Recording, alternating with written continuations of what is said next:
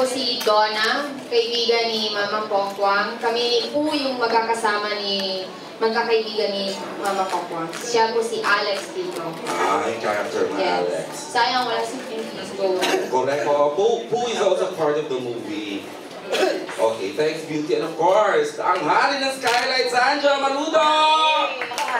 Magandang tanghali po. Pasensya na po kung naghintay kayo ng sandali dahil may kinakasal po kami napaka-importanting eksena nito. Wow! Ayun, maraming salamat po sa lahat ng nagpunta dito sa pwesto ni My Illegal Wife. Ayun, ako po dito si Henry James Acuesta. Ako po yung boyfriend ko ni Clarice na magiging asawa ni Clarice. Alright, illegal na. And of course, ang Reyna ng Skylight, Pokey! Ito na naman tayo. Magandang tanghali sa inyo lahat. Wow. Di ba? Sayang yan. Clarice. Si Clarice, with an S pala. Ikaw pala yung Z. Clarice Obaldica, isang nanay na naanak ka ng 2 beses. Magkaibang ama.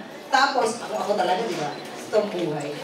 Japayuki ako dito. At isa akong dakilang OFW sa Japan.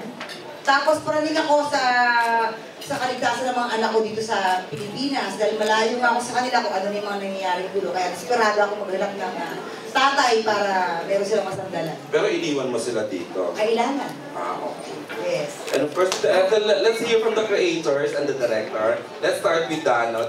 Dano, kwento ka naman. Sa role mo. Hello po, ako po si Dano. Ako po ang writer po ng ko lang ito. Ayun po. Okay. And of course, our producer, Suki naman talaga. Wala nang introduction masyado. Enrico Santos! Hello, salamat po. Nagkita-kita ulit tayo. First namin this year. So we need all your prayers and support sa My Illegal Wife.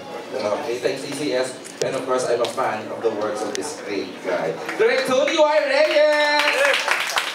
Good afternoon po sa lahat ng press people. Manay, nice to see you again. Kasi sa nahuwang kayo, nahuli kami kasi pinulang pa namin yung love scene na wow! isang doon sa kanya namin po. Anyway, maraming salamat po. Nakita kayo tayo ulit. Thank you. Thanks, Direk. Ayan, talagang special mention si Tita Ethel. Dito ako mag-pwesto dahil ang unang magtatanong si Mario Bautista. Ayan, Tito Mario B. Ito ngayon si Mario. Direct Tony Y. Wala kang entry last film fest, so I'm happy for you na nandito ka ngayon sa Star Cinema. Kumusta naman yung last year, Mario, supervising producer ako nung pero hindi ka nag-direct. So, ngayon ikaw nag-direct dito sa Star Cinema. Kumusta naman experience mo working with the stars of Star Cinema, lalo na sina Pokwang at Sandro? Actually, hindi naman ako doon sa Star Cinema. No? Ginawa namin si Star Cinema yung hindi patapos ang labada, yung tingnan mo. Plus, si Pokwang nakasama ko sa Pakpak na Pokwang.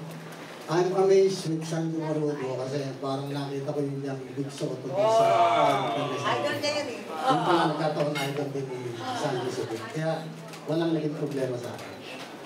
So, paano tumakbo yung story nila? Ano ba, nagka-amnesia ba si Sandro?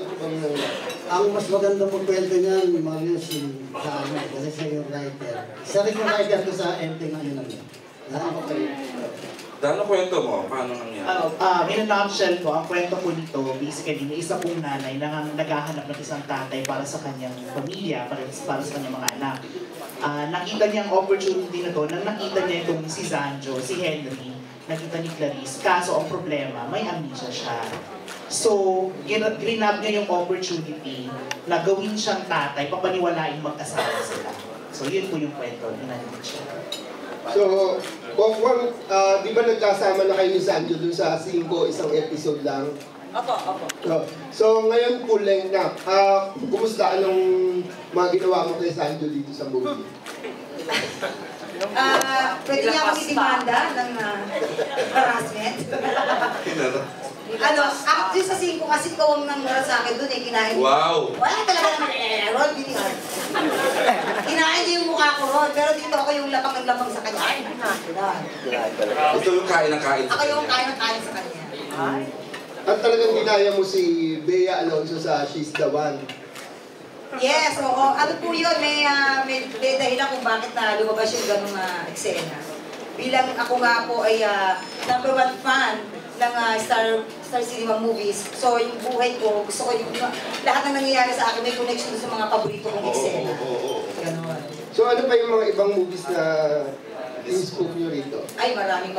Isa-isahin natin yung nasa trailer. Oh, yung Starting Over, di ba? Starting Over, tapos yung Bride She's for the Rent. One, Bride for Rent, It Takes a Man and a Woman, tapos, right?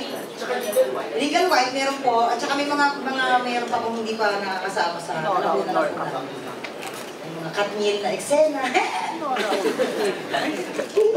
Ikaw naman, Sanjo, napakabili mo. I'm aware na may ginagawa ka pang isang pelikula aside from this, di ba? So, wala ka munang soap. Ito, puro movies ka muna. As of now po, wala pa po. Dahil after kong mag-analisa, ito sinimulan ko na itong may legal wife. And then, after naman ito, natapusin ko rin yung Maria Leonora Teresa. Nag-start na kayo nun? Nagsimula na po. Dalawang araw pa lang. Congratulations and good luck. Sana mag-hit itong pelikula mo. Sana. Pero si Sanjo is Cine TV pa rin.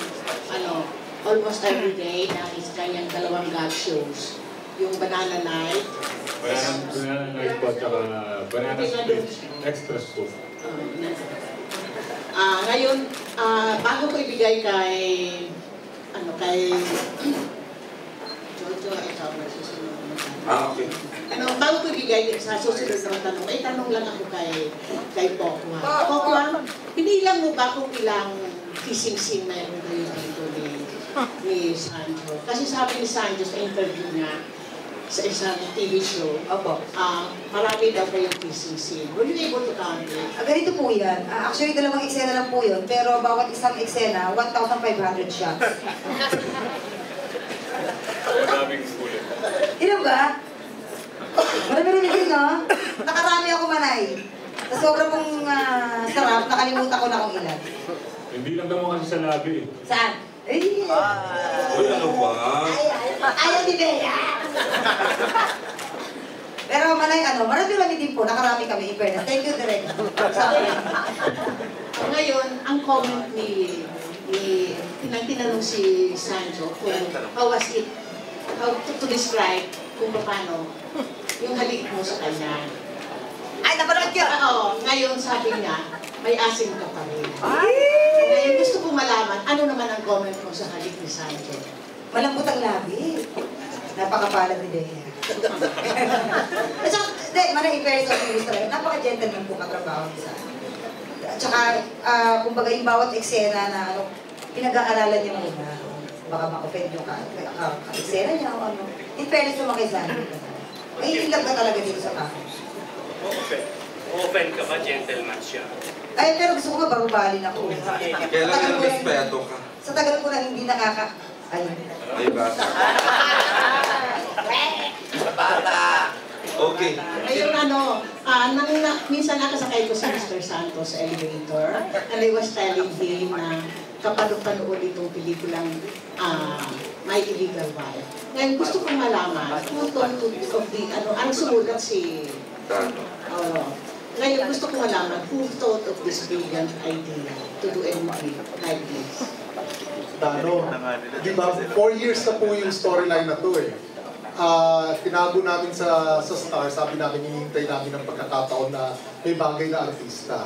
Tapos ngayon, sa Skyler, nagkaroon kasi Sanjo coming from Bromance and then call center girl si Pokwa, sabi namin, sila na makapagdala ng ganitong storya. Kasi kung titingnan mo, incredible siya. Pero with the right stars and with the right director, naging sobrang ganda po siya. So, it happened this year with Sanjo and Pokwa and director ni Reyes. So, we wouldn't have it any other way. Si Dano na lang po nagbigay buhay doon. Thank you. Did you have a hard time, writing the story? Yes and no. Yes po kasi because I know it. Ang laki po kasi ng pwedeng puntahan ng kwento eh. Yun yung hardest part.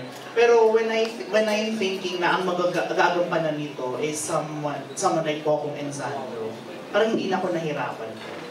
So kasi I know they can do it well. They can portray their roles well. Saka